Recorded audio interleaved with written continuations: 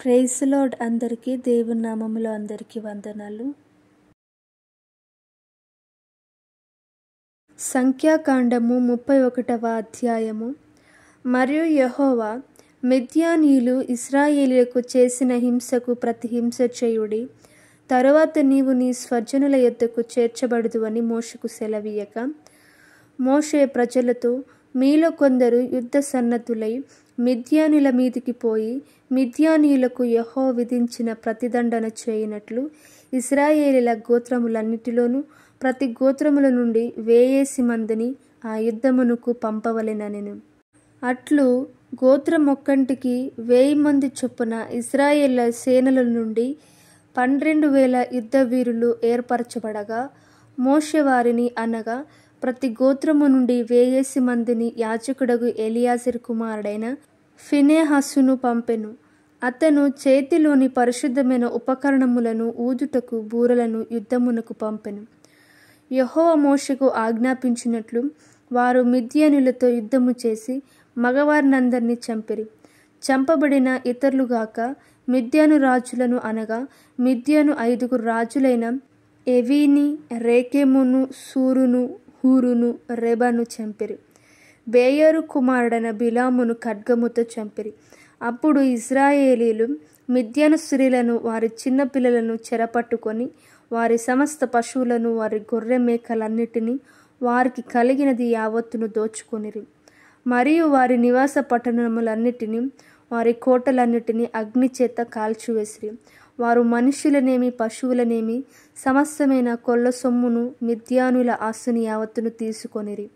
తరువాత వారు మోయాబు మైదానములలో ఎరుక యొద్దనున్న యోర్దాను దగ్గర దిగి ఉన్న దండులో మోషే యొద్దకును యాజకుడైన ఎలియాజరు నొద్దకును ఇశ్రాయేలు సమాజమునొద్దకును చెరపట్టబడిన వారిని అపహరణములను ఆ కొల్ల సొమ్మును తీసుకొని రాగా, మోషేయు యాజకుడైన ఎలియాజరును సమాజ ప్రధానులందరూ వారిని ఎదుర్కొనుటకు పాళెముల నుండి వెలుపలికి వెళ్ళిరి.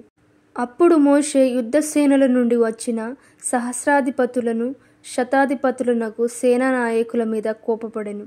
మోషే వారితో, మీరు ఆడువారినందరినీ బ్రతుకనిచ్చుతురా?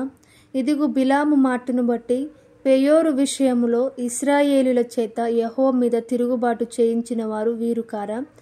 అందుచేత యెహోవా సమాజములో తెగులు పుట్టి ఉండెను గదా. కాబట్టి మీరు పిల్లలలో ప్రతి మగవానిని, పురుష సంయోగము ఎరిగిన ప్రతి స్త్రీని చంపుడి.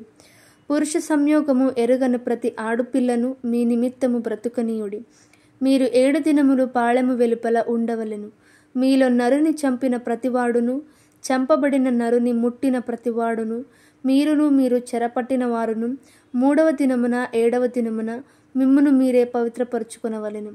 మీరు బట్టలన్నిటినీ, చర్మ వస్త్రములన్నిటినీ, మేక వెంట్రుకల వస్త్రములన్నిటినీ, కోయ వస్తువులన్నిటినీ పవిత్రపరచవలెననెను.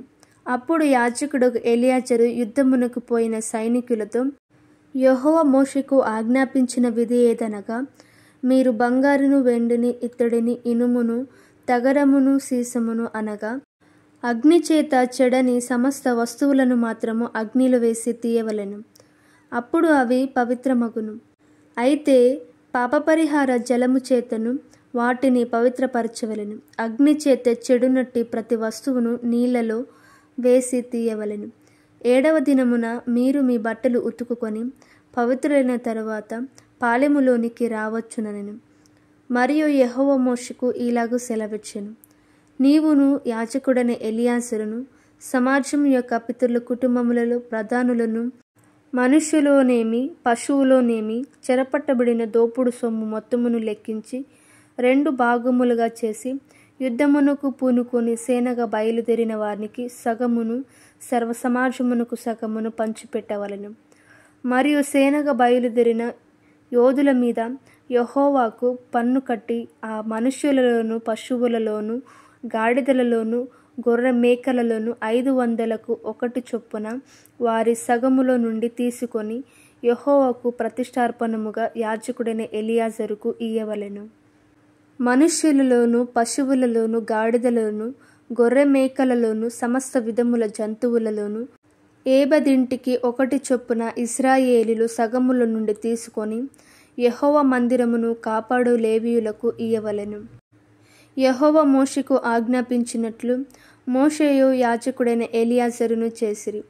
ఆ దోపుడు సొమ్ము అనగా ఆ సైనికులు కొల్లబెట్టిన సొమ్ములు మిగిలినది 6,75,000 గొర్రె మేకలను, 72,000 పశువులను, 61,000 గాడిదలను, 32,000 మంది పురుషుల సంయోగమెరుగని స్త్రీలను, అందులో అరవంతు అనగా సైన్యముగా పోయిన వారి వంతు గొర్రె మేకల లెక్క ఎంతనగా 3,37,500. ఆ గొర్రె మేకలలో యెహోవాకు చెల్లవలసిన పన్ను 675. ఆ పశువులు 36,000. వాటిలో యెహోవా పన్ను 72. ఆ గాడిదలు 30,500. వాటిలో యెహోవా పన్ను 61. మనుష్యులు 16,000 మంది. వారిలో యెహోవా పన్ను 32. యెహోవా మోషేకు ఆజ్ఞాపించినట్లు మోషే పన్నును అనగా యెహోవాకు చెల్లవలసిన ప్రతిష్ఠార్పణమును యాజకుడైన ఎలియాజరునకిచ్చెను. సైనికుల యొద్ద మోషే తీసుకొని ఇశ్రాయేలులకిచ్చిన సంఘము నుండి లేవీయులకిచ్చెను. 3,37,500 గొర్రె మేకలను, 36,000 గోవులను, 30,500 గాడిదలను, 16,000 మంది మనుష్యులను సమాజమునకు కలిగిన సంఘమై ఉండగా, మోషే ఇశ్రాయేలీయులకు వచ్చిన ఆ సంఘము నుండి మనుష్యులలోను జంతువులలోను ఏబదింటికి ఒకటి చొప్పున తీసి యెహోవా మోషేకు ఆజ్ఞాపించినట్లు యెహోవా మందిరమును కాపాడు లేవీయులకిచ్చెను.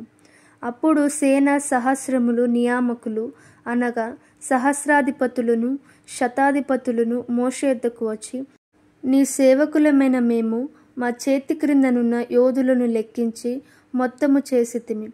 మాలో ఒక్కడైనను మొత్తమునకు తక్కువ కాలేదు.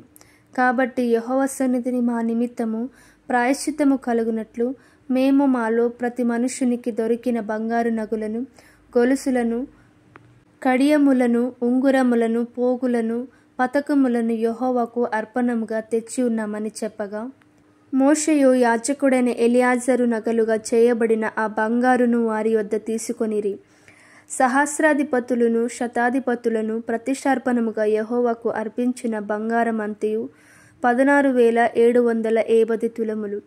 ఆ సైనికులలో ప్రతివాడును తన మట్టుకు తాను కొల్ల సొమ్ము తెచ్చుకొని ఉండెను. అప్పుడు మోషేయు యాజకుడైన ఎలియాజరును సహస్రాధిపతుల యొద్ద నుండి శతాధిపతుల యొద్ద నుండి ఆ బంగారును తీసుకొని యెహోవా సన్నిధిని ఇశ్రాయేలీయులకు జ్ఞాపకార్థముగా ప్రత్యక్షపు గుడారమున ఉంచిరి.